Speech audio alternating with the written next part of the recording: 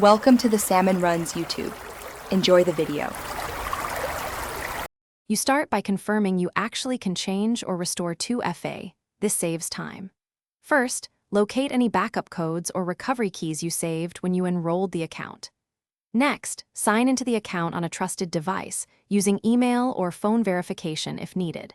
Once done, install the Authenticator app on the new device, but do not run setup yet. Make sure you have account access and backups in hand so you can proceed without locking yourself out. Now you perform the core restoration. Go to the service's security or 2FA page and choose the path your provider shows: restore from backup, transfer devices, or set up a new authenticator. If there's a backup option, scan the QR or import the encoded file. Otherwise, use a backup code to relink the new app.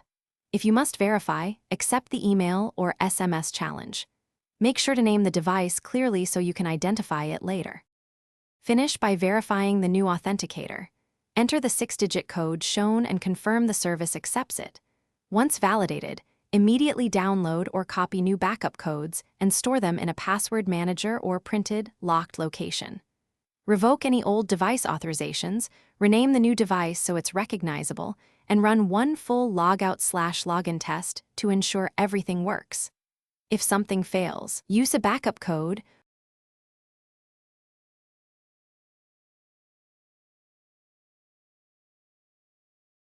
Thanks for watching. Consider subscribing if we helped you.